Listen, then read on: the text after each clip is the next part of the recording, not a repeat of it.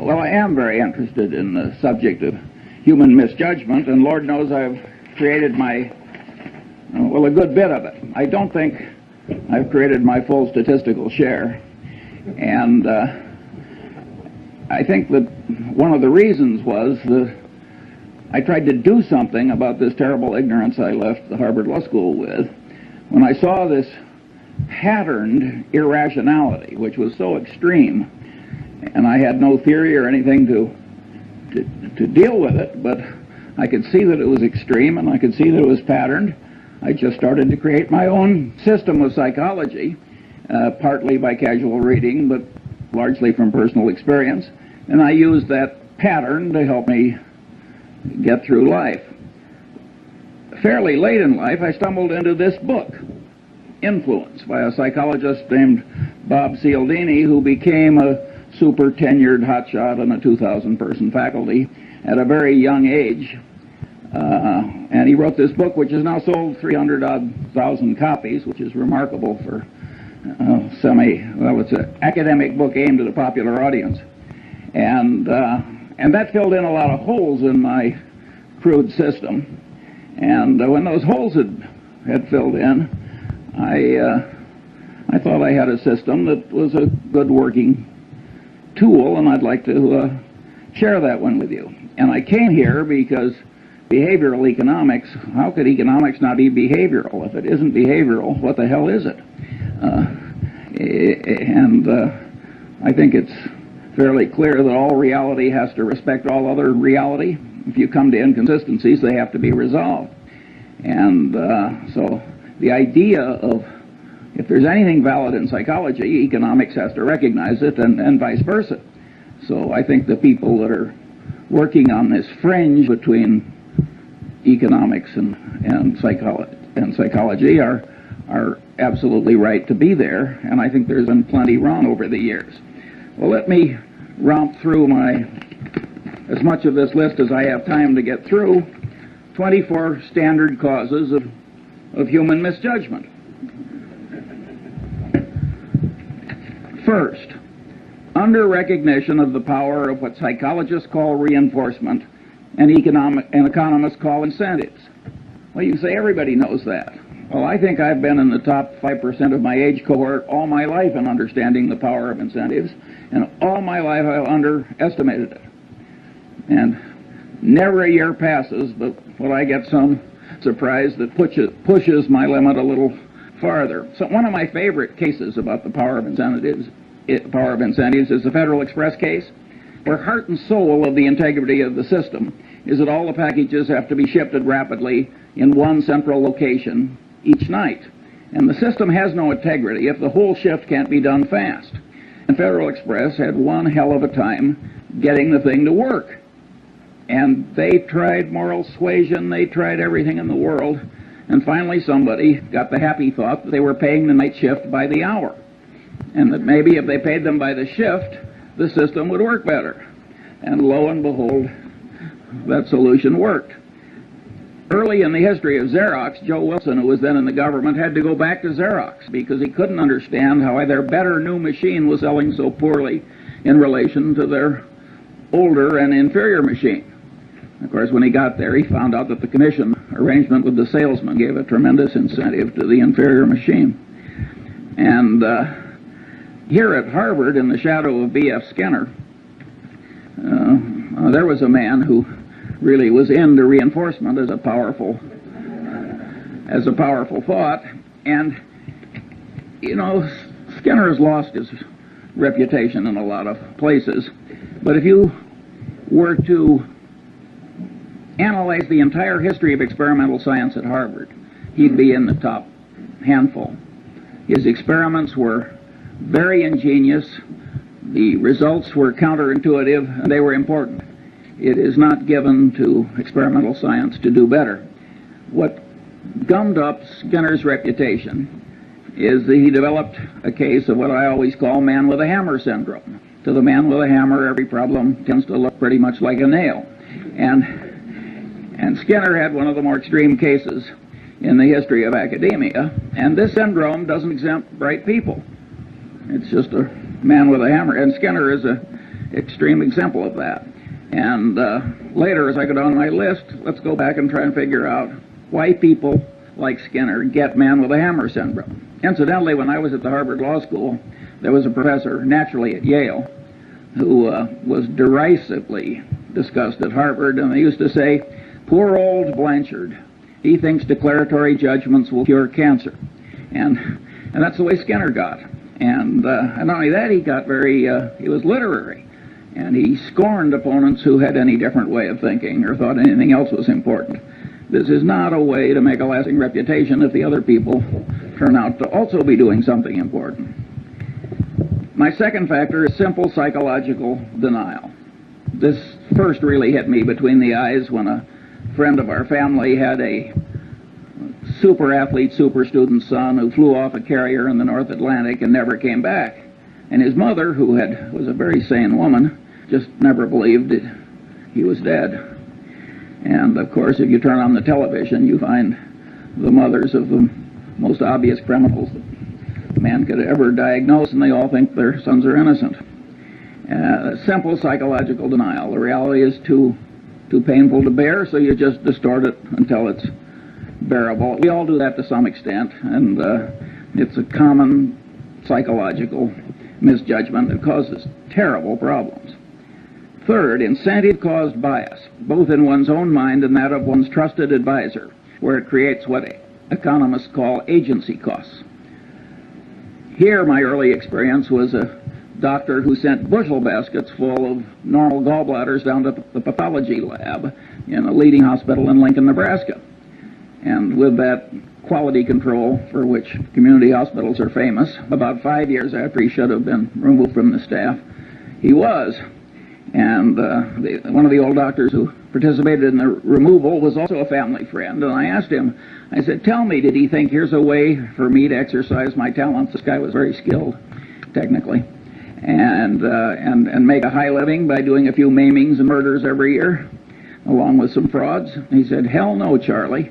He thought that the gallbladder was the source of all medical evil, and that if you really loved your patients, you couldn't get that organ out rapidly enough. Now that's an extreme case, but in lesser strength, it's present in every profession and in every human being, and it causes perfectly terrible behavior. If you take sales presentations of brokers of commercial real estate and businesses, I'm 70 years old. I've never seen one I thought was even within hailing distance of objective truth. And if you want to talk about the power of incentives and the power to rationalize terrible behavior, after the Defense Department had had enough experience with cost plus percentage of cost contracts, the reaction of our republic was to make it a crime for the federal government to write one. And not only a crime, but a felony. And by the way, the government's right.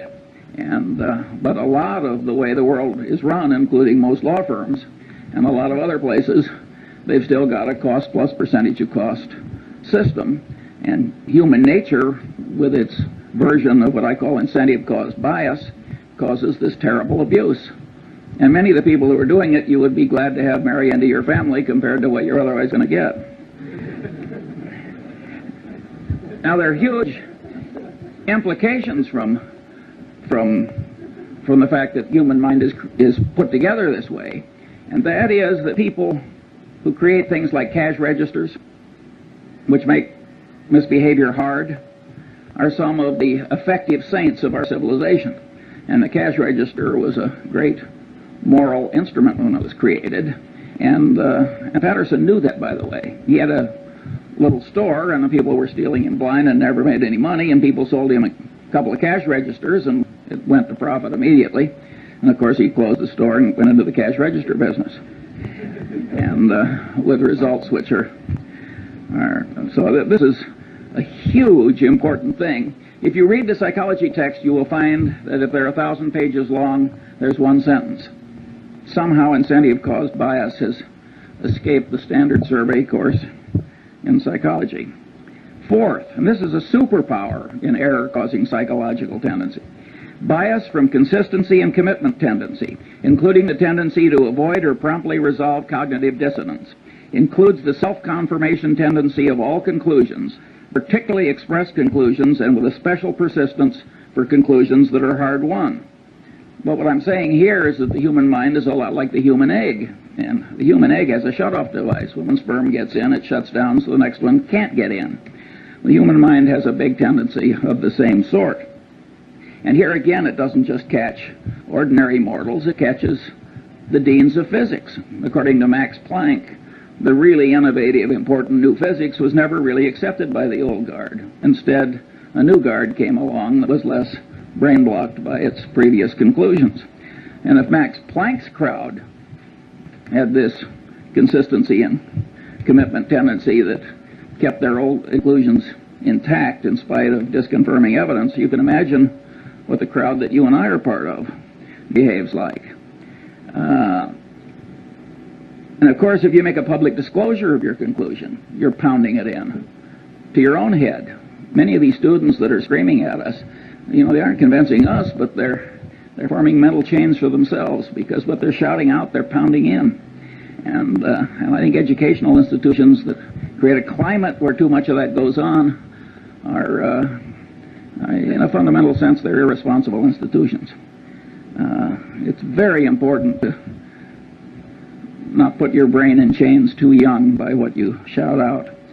And all these things like painful qualifying and initiation rituals, and all those things pound in your commitments and your ideas. And the Chinese brainwashing system, which was for war prisoners, which was way better than anybody else's, they maneuvered people into making tiny little commitments and declarations, and then they'd slowly build. That worked way better than torture. Sixth, bias from Pavlovian association, misconstruing past correlation as a reliable basis for decision making. I never took a course in psychology or economics either, for that matter, but I did learn about Pavlov in high school biology, and the way they taught it, so the dog salivated when the bell rang. So what? Nobody made the least effort to tie that to the wide world. Well, the truth of the matter is that Pavlovian association is an enormously powerful psychological force in the daily life of all of us. And indeed, in economics, we wouldn't have money without the role of so-called secondary reinforcement, which is a pure psychological phenomenon demonstrated in the laboratory. Practically, I'd say 3/4 of advertising works on pure Pavlov. I mean, think how pure association works. Take Coca-Cola Company, where we're the biggest shareholder. They want to be associated with every wonderful image. Heroics in the Olympics, wonderful music, you name it. They don't want to be associated with presidents' funerals and so forth. When have you seen a Coca-Cola ad? And the association really works. And all these psychological tendencies work largely or entirely on a subconscious level, which makes them very insidious. Then you've got Persian messenger syndrome. The Persians really did kill the messenger who brought the bad news. You think that is dead? I mean, you should have seen Bill Paley in his last 20 years. He didn't hear one damn thing he didn't want to hear. People knew that it was bad for the messenger to bring Bill Paley things he didn't want to hear. Well, that means that the leader gets in a cocoon of unreality. And it's a great big enterprise, and boy, did he make some dumb decisions in the last 20 years. And no, Persian messenger syndrome is alive and well. When I saw some years ago Arco and Exxon arguing over a few hundred millions of ambiguity in their North Slope treaties before a Superior Court judge in Texas with armies of lawyers and experts on each side, now, this is a Mad Hatter's Tea Party. Two engineering-style companies can't resolve some ambiguity without spending tens of millions of dollars in some Texas Superior Court. In my opinion, what happens is that nobody wants to bring the bad news to the executives up the line. That here's a few $100 million you thought you had that you don't, and it's much safer to act like the Persian messenger who goes away to hide rather than bring home the news of the battle lost. talking about economics, you get a very interesting phenomenon that I've seen over and over again in a long life. You've got two products. Suppose they're complex technical product. Now you think under the laws of economics that if product A costs X, if product Y costs X minus something, it will sell better than if it sells at X plus something. But that's not so. In many cases, when you raise the price of the alternative product, it'll get a larger market share than it would when you make it lower than your competitor's product. That's because the bell, the Pavlovian bell, I mean, ordinarily there's a correlation between price and value. You have an information inefficiency. And so when you raise the price, the sales go up relative to your competitor. That happens again and again and again. It's a pure Pavlovian phenomenon, and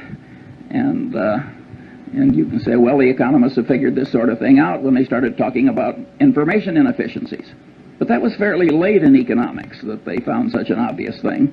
And of course, most of them don't ask what causes the information inefficiencies. Well, one of the things that causes it is pure old Pavlov and his dog. Now you've got bias from Skinnerian association, operant conditioning, where you give the dog a reward and pound in the behavior that preceded the dog's getting the award. And of course, Skinner was able to create superstitious pigeons by having rewards come, by accident with certain occurrences. And of course, we all know people who are the human equivalents of superstitious pigeons. That's a very powerful phenomenon. And of course, operant conditioning really works. I mean, the people in the center who think that operant conditioning is important are very much right. It's just that Skinner overdid it a little. Where you see in business just perfectly horrible results from psychologically rooted tendencies is in accounting.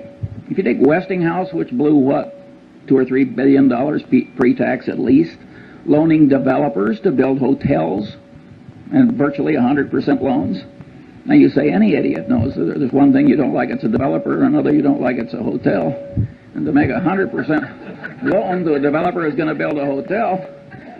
But this guy, he probably was an engineer or something, and he didn't take psychology any more than I did, and he got out there in the hands of these slick salesmen operating under their version of incentive cost bias, where any damn way of getting Westinghouse to do it was considered normal business, and they just blew it. That would never have been possible if the accounting system hadn't been such that for the initial phase of every transaction, it showed wonderful financial results. So people who have loose accounting standards are just inviting perfectly horrible behavior in other people, and it's a sin. It's an absolute sin. If you carried bushel baskets full of money through the ghetto and made it easy to steal, that would be a considerable human sin, because you'd be causing a lot of bad behavior, and the bad behavior would spread. Similarly, an institution that gets sloppy accounting commits a real human sin, and it's also a dumb way to do business, as Westinghouse has so wonderfully proved. Oddly enough, nobody mentions, at least nobody I've seen, what happened with Joe Jett and Kidder Peabody. The truth of the matter is the accounting system was such that by punching a few buttons, the Joe Jetts of the world could show profits, and profits that showed up in things that resulted in rewards and esteem and every other thing that human being. Well, the Joe Jetts are always with us, and they're not really to blame, in my judgment at least. But that bastard who created that foolish accounting system, who so far as I know has not been flayed alive, ought to be. Seventh, bias from reciprocation tendency, including the tendency of one in a role to act as other persons expect. Well, here again, Cialdini does a magnificent job at this, and you're all going to be given a copy of Cialdini's book. And if you have half as much sense as I think you do, you will immediately order copies for all of your children and several of your friends. You will never make a better investment. It is so easy to be a patsy for what he calls the compliance practitioners of this life. And but at any rate, reciprocation tendency is a very, very powerful phenomenon, and Cialdini demonstrated this by running around a campus, and he asked people to take juvenile delinquents to the zoo. And it was a campus, and so 1 in 6 actually agreed to do it. And after he'd accumulated the statistical output, he went around on the same campus and he asked other people, he said, gee, would you devote 2 afternoons a week to taking juvenile delinquents somewhere and suffering greatly yourself to help them? And there he got 100% of the people to say no. But after he'd made the first request, he backed off a little. And he said, well, would you at least take them to the zoo 1 afternoon? He raised the compliance rate from 1/3 to 1/2. He got 3 times the success by just going through the little ask for a lot and back off. Now, if the human mind on a subconscious level can be manipulated that way, and you don't know it, well, I always use the phrase, you're like a one-legged man in an ass-kicking contest. You are really giving a lot of quarter to the external world that you can't afford to give. And on this so-called role theory, where you tend to act in the way that other people expect, that's reciprocation, if you think about the way society is organized. And a guy named Zimbardo had people at Stanford divide into 2 pieces. One were the guards and the other were the prisoners. And they started acting out roles as people expected. He had to stop the experiment after about 5 days. He was getting into human misery and breakdown and pathological behavior. I mean, it was awesome. However, Zimbardo was greatly misinterpreted. It's not just reciprocation tendency and role theory that caused that. It's consistency and commitment tendency. Each person, as he acted as a guard or a prisoner, the action itself was pounding in the idea. Wherever you turn, this consistency and commitment tendency is affecting you.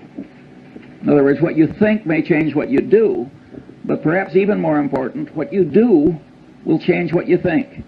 And you can say everybody knows that. I want to tell you I didn't know it well enough early enough. 8. Now this is a Lollapalooza, and Henry Kaufman wisely talked about this. Bias from over-influence by social proof, that is, the conclusions of others, particularly under conditions of natural uncertainty and stress. And here, one of the cases the psychologist used is Kitty Genovese, where all these people, I don't know, 50, 60, 70 of them just sort of sat and did nothing while she was slowly murdered. Now, one of the explanations is everybody looked at everybody else and nobody else was doing anything, and so there's automatic social proof that the right thing to do is nothing. That's not a good enough explanation for Kitty Genovese, in my judgment. That's only part of it. There are microeconomic ideas in gain-loss ratios and so forth that also come into play. I think time and time again in reality, psychological notions and economic notions interplay. And the man who doesn't understand both is a damn fool. Big shot businessmen get into these waves of social proof. Do you remember some years ago when one oil company bought a fertilizer company? And every other major oil company practically ran out and bought a fertilizer company. And there was no more damn reason for all these oil companies to buy fertilizer companies. But they didn't know exactly what to do, and if Exxon was doing it, it was good enough for Mobil or vice versa. And of course, I think they're all gone now. It was a total disaster. Now let's talk about efficient market theory, a wonderful economic doctrine that had a long vogue in spite of the experience of Berkshire Hathaway. In fact, one of the economists who won, he shared a Nobel Prize. And as he looked at Berkshire Hathaway year after year, which people would throw in his face as saying maybe the market isn't quite as efficient as you think, he said, well, it's a 2 sigma event. And then he said, we were a 3 sigma event. And then he said, we were a 4 sigma event. And he finally got up to 6 sigmas. Better to add a sigma than change a theory, just because the evidence comes in differently. And of course, when this share of a Nobel Prize went into money management himself, he sank like a stone. If you think about the doctrines I've talked about, namely, 1, the power of reinforcement. After all, you do something and the market goes up and you get paid and rewarded and applauded and what have you. You're getting a lot of reinforcement if you make a bet in a market and the market goes with you. Also, there's social proof. I mean, the prices in the market are the ultimate form of social proof, reflecting what other people think. And so the combination is very powerful. Why would you expect general market levels to always be totally efficient, say even in 1973-4 at the pit, or in 1972 or whatever it was when the Nifty 50 were in their heyday? If these psychological notions are correct, you would expect some waves of irrationality, which carry general levels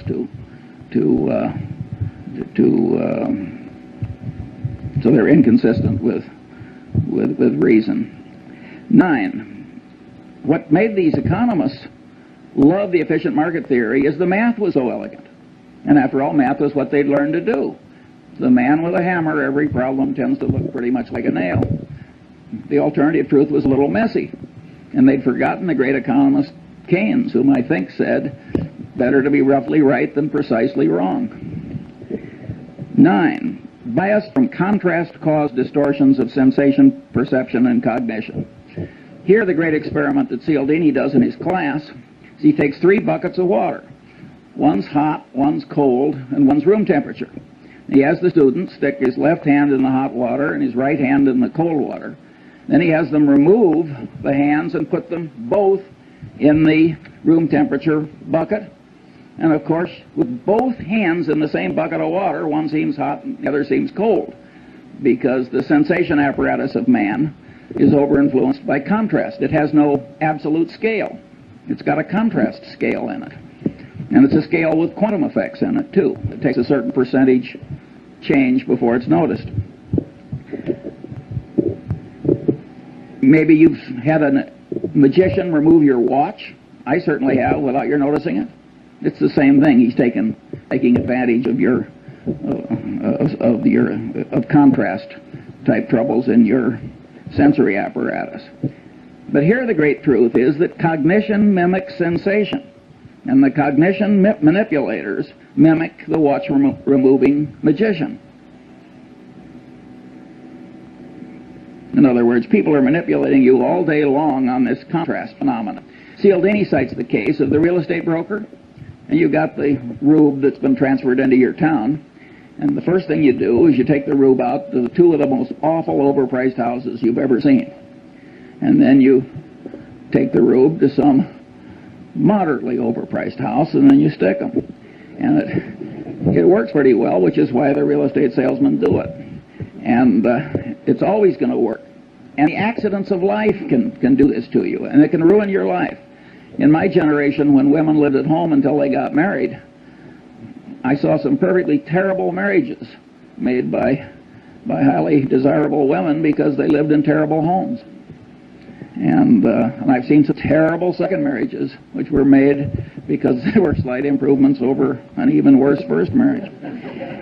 And you think you're immune from these things and you laugh, and I want to tell you, you aren't. And my favorite analogy, I can't vouch for the accuracy of. I have this worthless friend I like to play bridge with, and he's a total intellectual amateur that lives on inherited money. But he told me once something I really enjoyed hearing. He said, Charlie, he says, if you throw a frog into very hot water, the frog will jump out. But if you put the frog in room temperature water and just slowly heat the water up, the frog will die there. Now, I don't know whether that's true about a frog, but it sure as hell true about many of the businessmen I know. And there again, it is the contrast phenomenon. These are hotshot, high-powered people. I mean, these are not fools. If it comes to you in small pieces, you're likely to miss. So you have to, if you're going to be a person of good judgment, you have to do something about this warp in your head where it's so misled by mere contrast. Bias from over-influence by authority. Well, here the Milgram experiment, as it's caused, I think there have been 1,600 psychological papers written about Milgram. And he had a person posing as an authority figure trick ordinary people into giving what they had every reason to expect was heavy torture by electric shock to perfectly innocent fellow citizens. And the experiment has been, he was trying to show that why Hitler succeeded and a few other things. So this really caught the fancy of the world. Partly it's so politically correct, and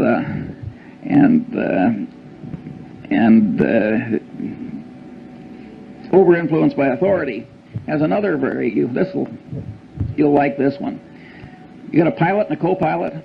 The pilot is the authority figure. They don't do this in airplanes, but they've done it in simulators. They have the pilot do something where the co-pilot, who's been trained in simulators a long time, he knows he's not to allow the plane to crash. They have the pilot to do something where an idiot co-pilot would know the plane was going to crash, but the pilot's doing it and the co-pilot is sitting there and the pilot is the authority figure. 25% of the time the plane crashes. I mean, this is a very powerful psychological tendency. It's not quite as powerful as some people think, and I'll get to that later. 11, bias from deprival superreaction syndrome, including bias caused by present or threatened scarcity, including threatened removal of something almost possessed but never possessed. Here I took the Munger dog. Lovely, harmless dog. The only way to get that dog to bite you was to try and take something out of its mouth after it was already there. And any of you who've tried to do takeaways in labor negotiations will know that the human version of that dog is there in all of us. And I had a predecessor on a little island where I have a house, and his next door neighbor put a little pine tree in that was about 3 feet high, and it turned his 180-degree view of the harbor into 179 3/4.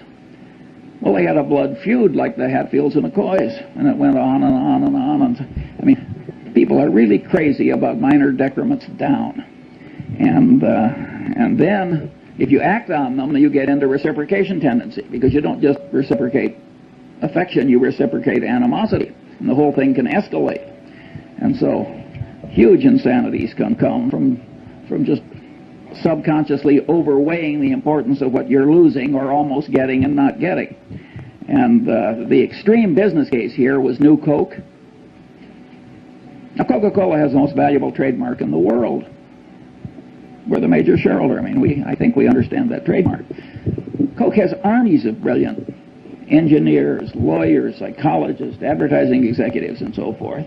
And they had a trademark on a flavor, and they'd spent the better part of 100 years getting people to believe that trademark had all these intangible values too.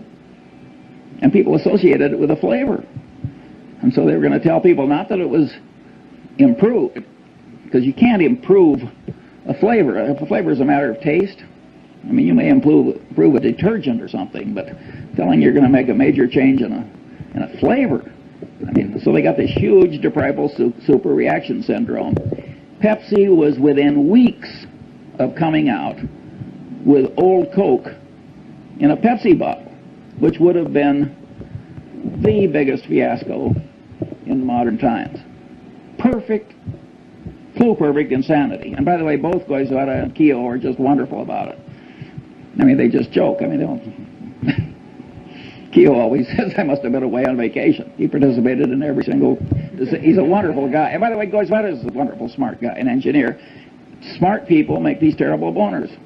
How can you not understand deprival superreaction syndrome?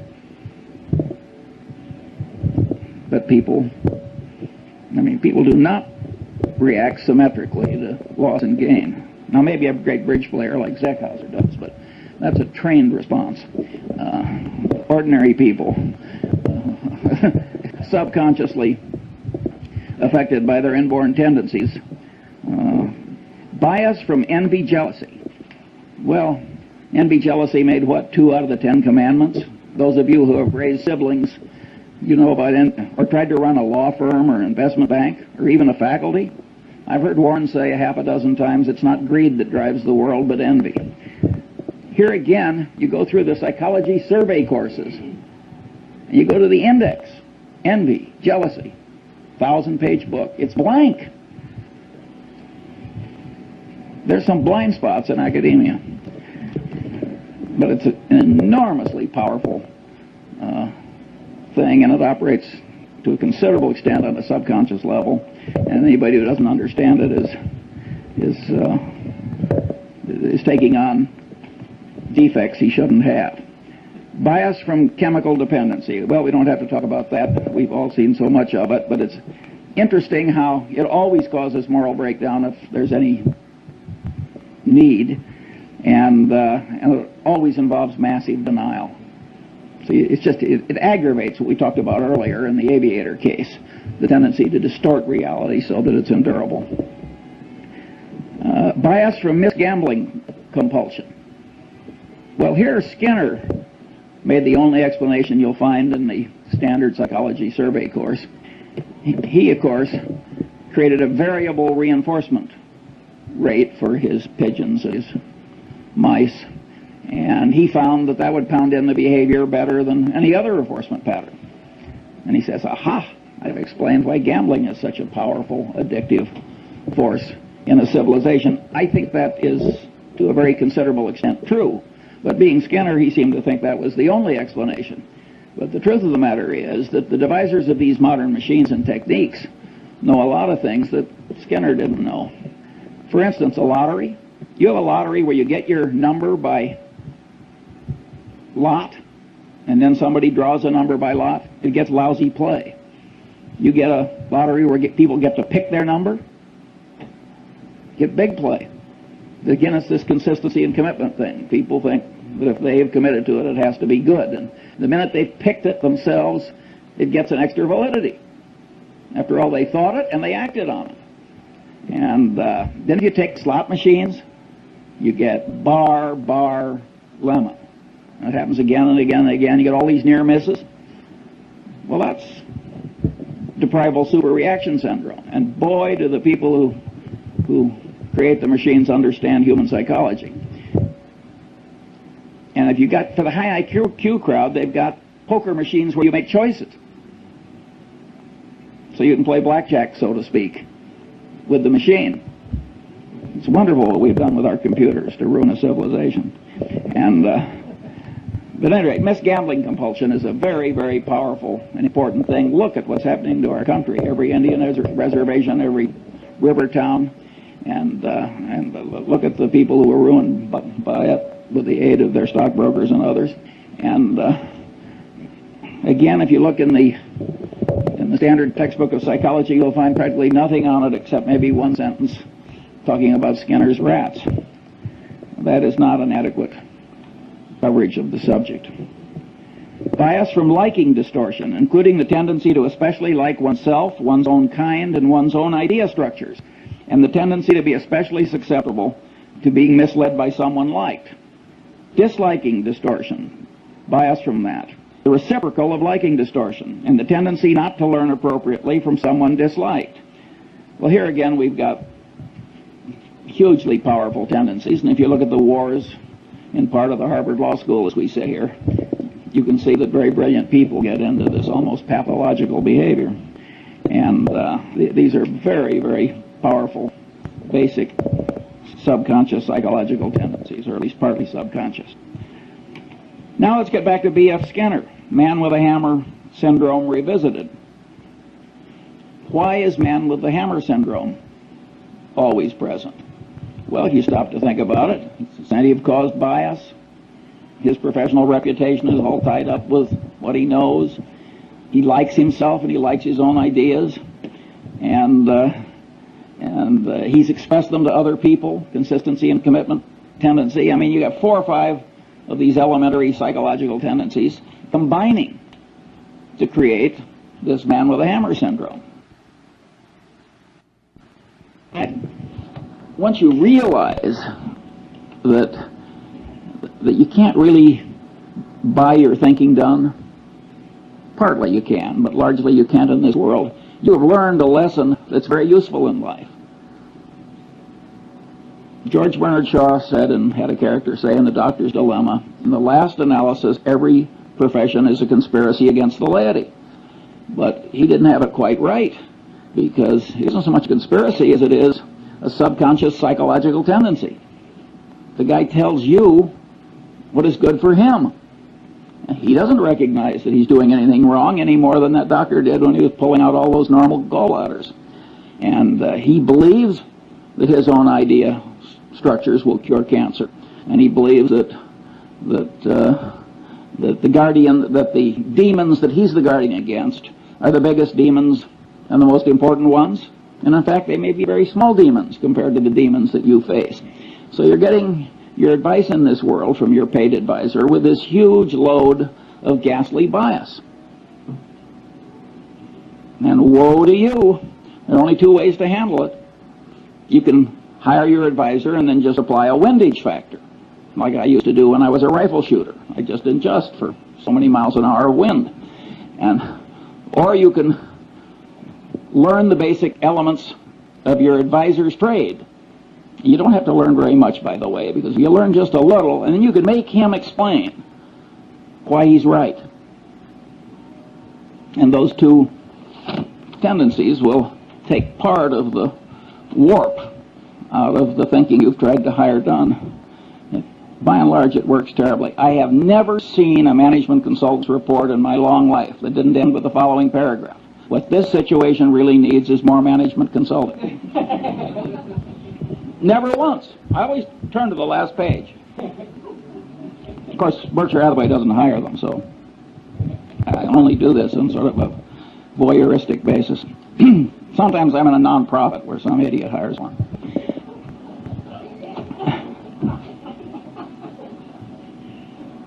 (17) Bias from the non-mathematical nature of the human brain in its natural state, as it deals with probabilities employing crude heuristics, and is often misled by mere contrast, a tendency to overweigh conveniently available information, and other psychologically rooted misthinking tendencies on this list, when the brain should be using the simple probability mathematics of Fermat and Pascal, applied to all reasonably obtainable and correctly weighted items of information that are of value in predicting outcomes. The right way to think is the way Zeckhauser plays bridge. It's just that simple. And your brain doesn't naturally know how to think the way Zeckhauser knows how to play bridge. Now, you notice I put in that availability thing, and there I'm mimicking some very eminent psychologists, Kahneman, I hope I pronounced that right, and Tversky, who raised the idea of availability to a whole heuristic of misjudgment.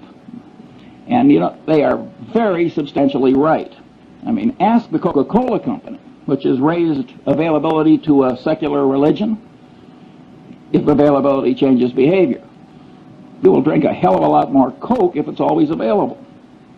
I mean, availability does change behavior and cognition. Nonetheless, even though I recognize that and applaud Tversky and Kahneman, I don't like it for my personal system, except as part of a greater subsystem, which is, you got to think the way Zeckhauser plays the bridge. It isn't just the lack of availability that distorts your judgment. All the things on this list distort judgment. And I want to train myself to kind of mentally run down the list instead of just jumping on availability. So that's why I state it the way I do. In a sense, these psychological tendencies make things unavailable. Because if you quickly jump to one thing, and then because you've jumped to it, the consistency and commitment tendency makes you lock in, boom, that's error number one. Or if something is very vivid, which I'm going to come to next, that will really pound in. And the reason that the thing that really matters is now unavailable, and what's extra vivid wins, is, I mean, the extra vividness creates the unavailability. So I think it's much better to have a whole list of things that cause you to be less like Zeckhauser than it is just to jump on one factor. Here, I think we should discuss John Gutfriend. This is a very interesting human example which will be taught in every decent professional school for at least a full generation.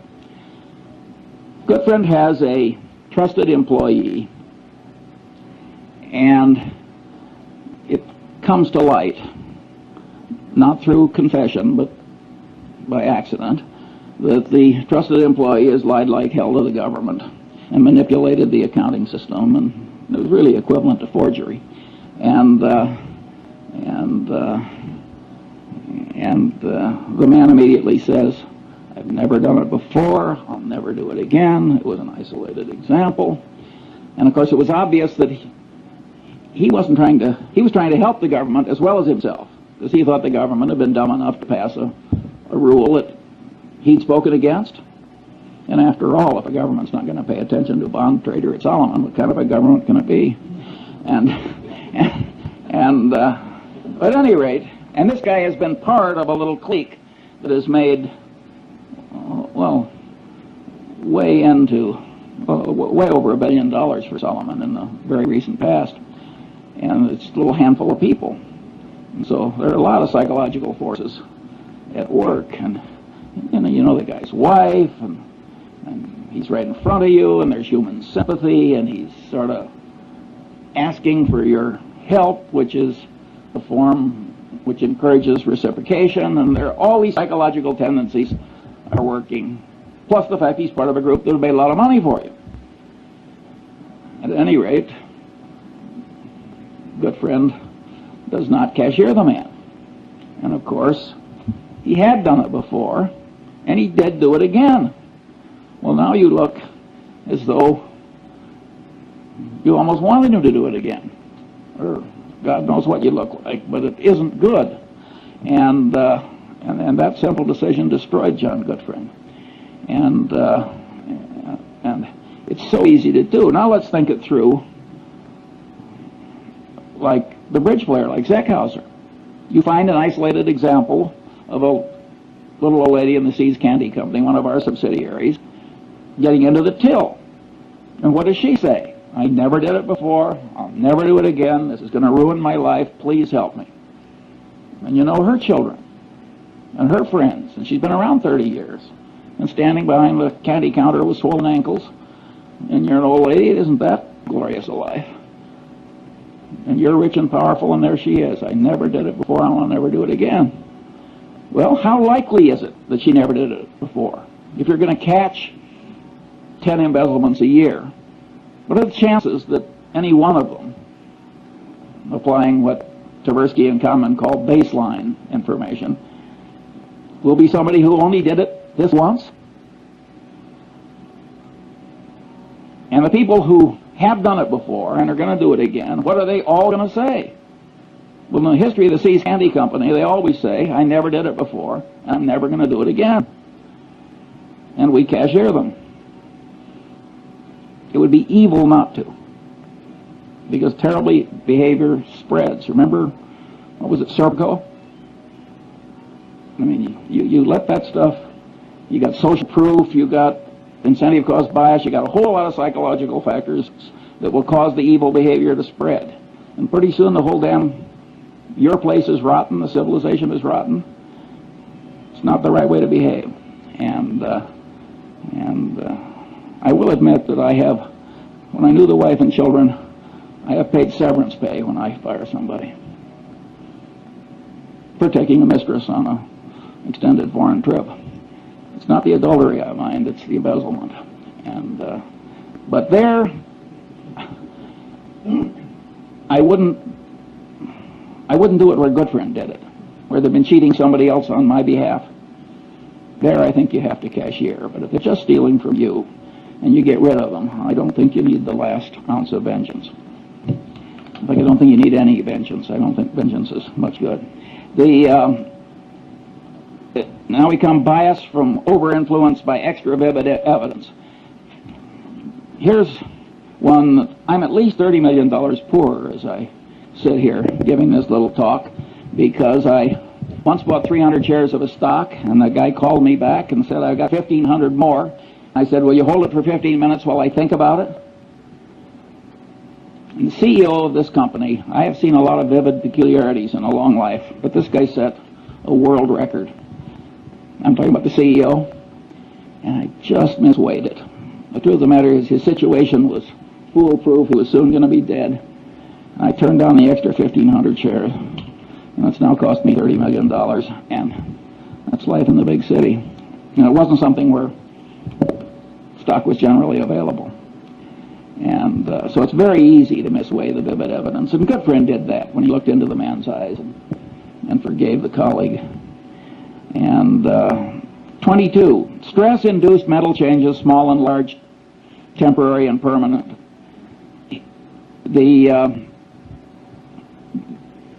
I've skipped one. Mental confusion caused by information not arrayed in the mind in theory structures, creating sound generalizations developed in response to the question why. Also misinfluence from information that apparently but not really answers the question why. Also failure to obtain deserved influence caused by not properly explaining why. Well, we all know people who flunk, and they try and memorize, and they try and spout back, and it doesn't work. The brain doesn't work that way. You've got to array facts on theory structures answering the question why. If you don't do that, you cannot handle the world. And now we get to Forstein, who was the general counsel of Salomon when Goodfriend made his big error. And Forstein knew better. He told Goodfriend, you have to report this as a matter of morality and prudent business judgment. He said it's probably not illegal, there's probably no legal duty to do it, but you have to do it as a matter of prudent conduct and proper dealing with your main customer. And he said that to Goodfriend on at least 2 or 3 occasions. And he stopped. And of course the persuasion failed. And when Goodfriend went down, Forstein went with him. And it ruined a considerable part of Forstein's life. Well, Forstein was a member of the Harvard Law Review who made an elementary psychological mistake. You want to persuade somebody, you really tell them why. And what have we learned in lesson 1? Incentives really matter. He should have told, and vivid evidence really works. He should have told Goodfriend, you are likely to ruin your life and disgrace your family and lose your money. And is Mosier worth this? I know both men. That would have worked. So Forstein flunked elementary psychology, this very sophisticated, brilliant lawyer. But don't you do that. It's not very hard to do, just to remember that why is terribly important. Other normal limitations of sensation, memory, cognition, and knowledge, well, I don't have time for that. Stress-induced mental changes. Here my favorite example is the great Pavlov. And he had all these dogs in cages which had all been conditioned into changed behaviors. And the great Leningrad flood came and just went right up, and the dog's in a cage. And the dog had as much stress as you can imagine a dog ever having. And the water receded in time to save some of the dogs, and Pavlov noted that they'd had a total reversal of their conditioned personality. Well, being the great scientist he was, he spent the rest of his life giving nervous breakdowns to dogs. and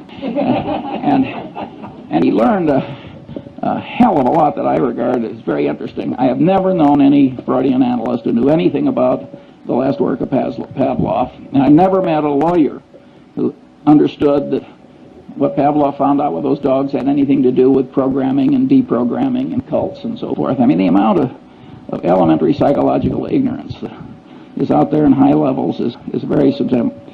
Then we've got other common mental illnesses and declines, temporary and permanent, including the tendency to lose ability through disuse. And then I've got mental and organizational confusion from say-something syndrome. And here my favorite thing is the bee, the honeybee.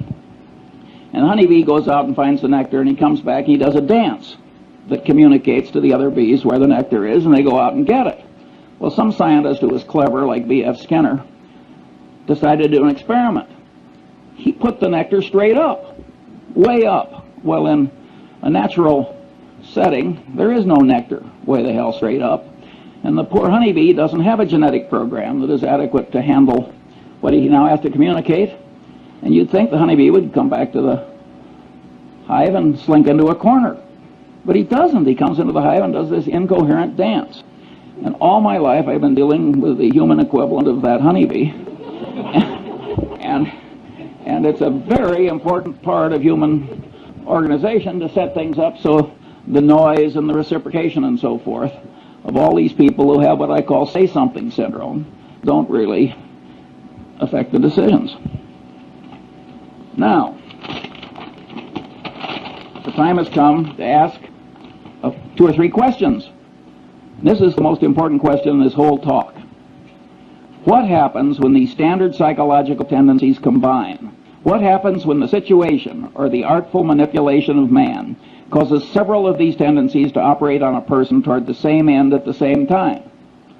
The clear answer is the combination greatly increases power to change behavior compared to the power of merely one tendency acting alone. Examples are Tupperware parties. Tupperware has now made billions of dollars out of a few manipulative psychological tricks. It was so schlock that directors of Justin Dart's company resigned when he crammed it down his board's throat. And he was totally right, by the way, judged by economic outcomes.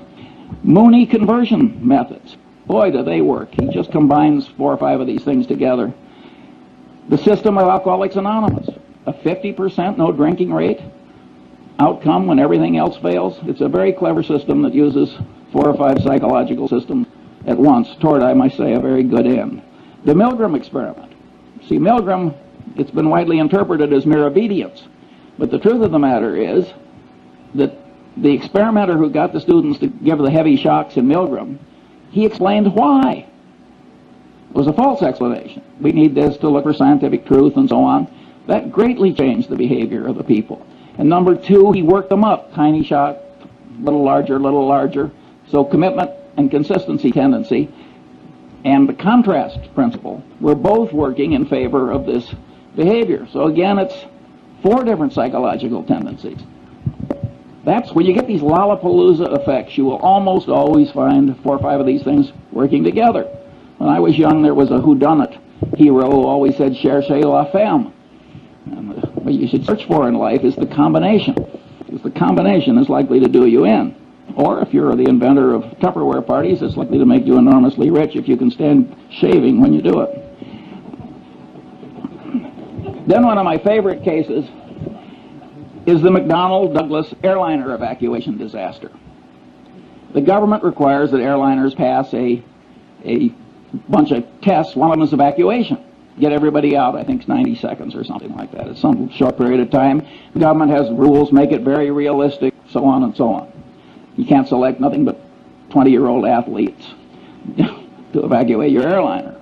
So McDonnell-Douglas schedules one of these things in a hangar, and they make the hangar dark, and the concrete floor is 25 feet down, and they got these little rubber chutes, and they got all these old people, and they ring the bell, and they all rush out, and in the morning, when the first test is done, they create, 20 terrible injuries that will go off to hospitals. And of course, they scheduled another one for the afternoon. By the way, they didn't meet the time schedule either, in addition to causing all the injuries. Well, so what do? They do it again in the afternoon. Now they create 20 more injuries and 1 case of a severed spinal column with permanent unfixable paralysis. These are engineers, these are brilliant people, this is thought over through in a big bureaucracy. Again, it's a combination of a tendency. Authorities told you to do it. He told you to make it realistic. You've decided to do it. You've decided to do it twice. Incentive caused bias. If you pass, you save a lot of money. You've got to jump this hurdle before you can sell your new airliner. Again, 3, 4, 5 of these things work together, and it turns human brains into mush. And maybe you think this doesn't happen in picking investments? If so, you're living in a different world than I am. Finally, the open outcry auction. The open outcry auction is just made to turn the brain into mush. You get social proof, the other guy is bidding, you get reciprocation tendency, you get deprival superreaction syndrome, the thing is going away. I mean, it's just absolutely designed to manipulate people into idiotic behavior. Finally, the institution of the board of directors of a major human American company. Well, the top guy is sitting there, he's an authority figure. He's doing asinine things. You look around the board, nobody else is objecting. Social proof, it's okay. Reciprocation tendency, he's raising the director's fees every year. He's flying you around in the corporate airplane to look at interesting plants or whatever the hell they do, and you go, and you really get extreme dysfunction as a corrective decision-making body in the typical American board of directors. They only act, again, the power of incentives, they only act when it gets so bad that it starts reflecting, making them look foolish or threatening legal liability to them. That's Munger's rule. I mean, there are occasional things that don't follow Munger's rule, but by and large, the board of directors is a very ineffective corrector if the top guy is a little nuts, which of course frequently happens. The second question: isn't this list of standard psychological tendencies improperly tautological compared with the system of Euclid? That is, aren't there overlaps, and can't some items on the list be derived from combinations of other items? The answer to that is plainly yes. 3, what good is in the practical world is the thought system indicated by the list? Isn't practical benefit prevented because these psychological tendencies are programmed into the human mind by broad evolution, so we can't get rid of them? Broad evolution, I mean the combination of genetic and cultural evolution, but mostly genetic. Well, the answer is the tendencies are partly good, and indeed probably much more good than bad, otherwise they wouldn't be there. By and large, these rules of thumb have worked pretty well for man given his limited mental capacity, and that's why they were programmed in by broad evolution. At any rate, they can't be simply washed out automatically, and they shouldn't be. Nonetheless, the psychological thought system described is very useful in spreading wisdom and good conduct when one understands it and uses it constructively. Here are some examples. Karl Braun's communication practices. He designed oil refineries with spectacular skill and integrity. He had a very simple rule. Remember I said why is important? You got fired in the Braun Company. You had to have 5 W's. You had to tell who what you wanted to do, where and when, and you had to tell him why. And if you wrote a communication and left out the why, you got fired. Because Braun knew it's complicated building an oil refinery. And it can blow up, all kinds of things happen. And he knew that his communication system worked better if you always told him why. That's a simple discipline, and boy does it work. 2, the use of simulators in pilot training. Here again, abilities attenuate with disuse. Well, the simulator is God's gift because you can keep them fresh. The system of Alcoholics Anonymous. That's certainly a constructive use of somebody understanding psychological tendencies. I think they just blundered into it, as a matter of fact. So you can regard it as kind of an evolutionary outcome. But just because they blundered into it doesn't mean you can't invent its equivalent when you need it for a good purpose. Clinical training in medical schools. Here's a profoundly correct way of understanding psychology. The standard practice is watch one, do one, teach one. Boy, does that pound in what you want pounded in. Again, the consistency and commitment tendency. And that is a profoundly correct way to teach clinical medicine. The rules of the U.S. Constitutional Convention. Totally secret, no vote until the final vote, then just one vote on the whole Constitution. Very clever psychological rules. And if they had a different procedure, everybody would have been pushed into a corner by his own pronouncements and his own oratory and his own, and no recorded votes until the last one. And they got it through by a whisker with those wise rules. We wouldn't have had the Constitution if our forefathers hadn't been so psychologically acute. And look at the crowd we got now. 6, the use of Granny's rule. I love this. One of the psychologists who works with the Center gets paid a fortune running around America, and he teaches executives to manipulate themselves.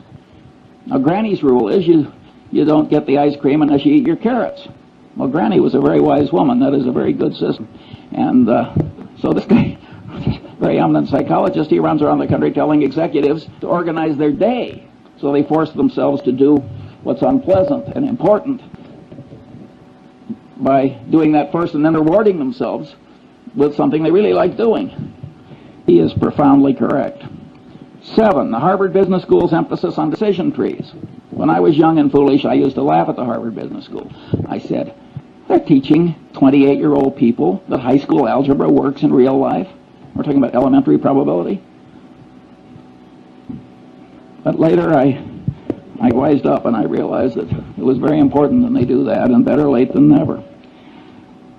8, the use of postmortems at Johnson & Johnson. At most corporations, if you make an acquisition and it works out to be a disaster, all the paperwork and presentations that caused the dumb acquisition to be made are quickly forgotten. You got denial, you got everything in the world. You got Pavlovian association tendency. Nobody wants to even be associated with the damn thing or even mention it.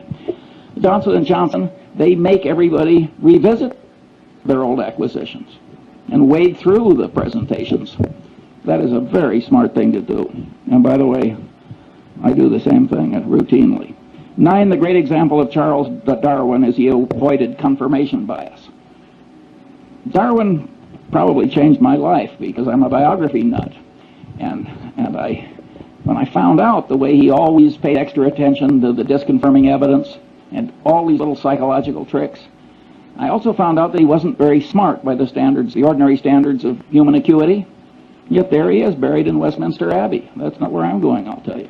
And I said, my God, here's a guy that, by all objective evidence, is not nearly as smart as I am, and he's in Westminster Abbey. He must have tricks I should learn. And I started wearing little hair shirts like Darwin to try and train myself out of these subconscious psychological tendencies that cause so many errors. It didn't work perfectly, as you can tell from listening to this talk, but it would have been even worse if I hadn't done what I did. And you can know these psychological tendencies and avoid being the patsy of all the people that are trying to manipulate you to your disadvantage, like Sam Walton.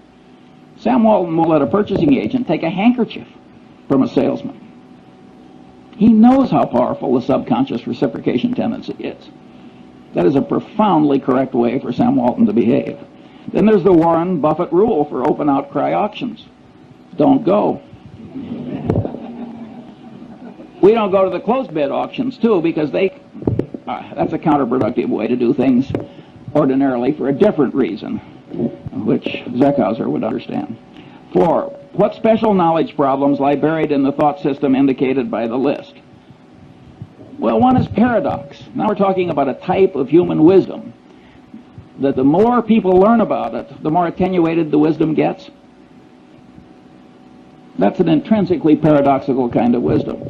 But we have paradox in mathematics, and we don't give up mathematics. I say, damn the paradox. This stuff is wonderfully useful. And by the way, the granny's rule, when you apply it to yourself, is sort of a paradox in a paradox. The manipulation still works even though you know you're doing it.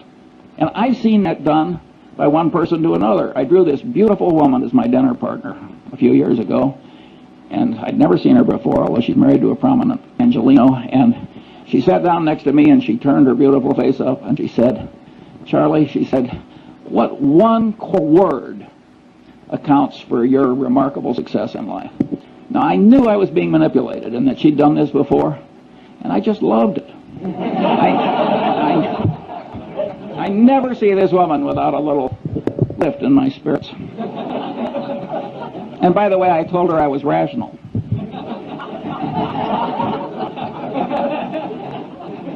You'll have to judge yourself whether that's true.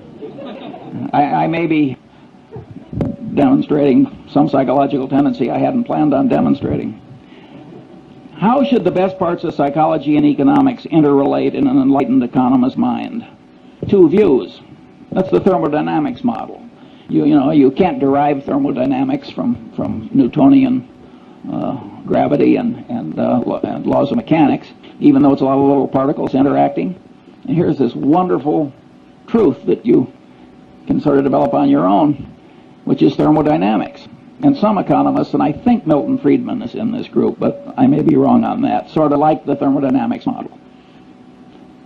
I think Milton Friedman, who has a Nobel Prize, is probably a little wrong on that. I think the thermodynamics analogy is overstrained. I think knowledge from these different soft sciences have to be reconciled to eliminate conflict. After all, there's nothing in thermodynamics that's inconsistent with Newtonian mechanics and gravity. And I think that some of these economic theories are not totally consistent with other knowledge, and they have to be bent, and I think that these behavioral economics or economists are probably the ones that are bending them in a correct direction. Now, my prediction is when the economists take a little psychology into account, that the reconciliation will be quite endurable. And here my model is the precession of the equinoxes. The world would be simpler for a long-term climatologist if the angle of the axis of the Earth's rotation compared to the plane of the ecliptic were absolutely fixed. But it isn't fixed. Over every 40,000 years or so, there's this little wobble, and that has pronounced long-term effects. Well, in many cases, what psychology is going to add is just a little wobble, and it will be endurable. Here I quote another hero of mine, who of course is Einstein, where he said, "The Lord is subtle but not malicious." And I don't think it's going to be that hard to bend economics a little to accommodate what's right in psychology. The final question is, if the thought system indicated by this list of psychological tendencies has great value, not widely recognized and employed, what should the educational system do about it? I am not going to answer that one now. I like leaving a little mystery. Have I used up all the time, so there's no time for questions? I think that what we're going to do is we're going to borrow a little bit of time from the end of the day summary of questions, and we're going to move it and allocate it to Charles Munger. That's definitely the focus. So when we have questions for 10 to 15 minutes, and then we'll ask other people questions mostly. By the way, the dean of the Stanford Law School is here today, Paul Brest, and he is trying to create a course at the Stanford Law School that tries to work stuff similar to this into worldly wisdom for lawyers, which I regard as a profoundly good idea, and he wrote an article about it, and you'll be given a copy along with Cialdini's book. Questions? Yeah. Will we be able to get a copy of that list of 24? Yes. I presume there would be one curious man. And I have it, and I'll put it over there on the table, but don't take more than one because I didn't anticipate such a big crowd. And if we run short, I'm sure the center is up to making other copies. And yeah. Well, let me just ask one question. If I had listened to this talk, I might have thought that you were a psychologist. If I had listened to this talk, I might have thought that Charles Munger was a psychology professor operating in a business school. Every once in a while, on a micro issue, you told us how you would have dealt with one of these issues, for example, with the unfortunate lady from Seas. But you didn't tell us how these tendencies affected you in what's probably the most important, or one of the most important elements of your success, which was deciding where to invest your money. And I'm wondering if you might relate some of these principles to some of your past decisions that way. Well, of course, an investment decision in the common stock of a company frequently involves a whole lot of factors interacting. Usually, of course, there's one big, simple model. And a lot of those models are microeconomic. And I have a little list of, it wouldn't be nearly 24 of those, but I don't have time for that one. And I don't have too much interest in teaching other people how to get rich. My personal, and that isn't because I fear the competition or anything like that. Warren has always been very open about what he's learned, and I share that ethos. My personal behavior model is Lord Keynes. I wanted to get rich so I could be independent, and so I could do other things like give talks on the intersection of psychology and economics. I didn't want to turn it into a total obsession. Yeah. Out of those 24, could you tell us the one rule that's most important? I would say the one thing that causes the most trouble is when you combine a bunch of these together, you get this Lollapalooza effect. And if you read the psychology textbooks, they don't discuss how these things combine, at least not very much. Do they multiply? Do they add? How does it work? I think it would be just an automatic subject for research, but it doesn't seem to turn the psychology establishment on. I think this is a man from Mars approach to psychology. I just reached in and took what I thought I had to have. That is a different set of incentives from rising in an economic establishment where the reward system, again, the reinforcement, comes from being a truffle hound. That's what Jacob Viner, the great economist, called it, the truffle hound. An animal so bred and trained for one narrow purpose that he wasn't much good at anything else. And that is the reward system in a lot of academic departments. It is not necessarily for the good. It may be fine if you want new drugs or something. You want people stunted in a lot of different directions so they can grow in one narrow direction. But I don't think it's good teaching psychology to the masses. In fact, I think it's terrible.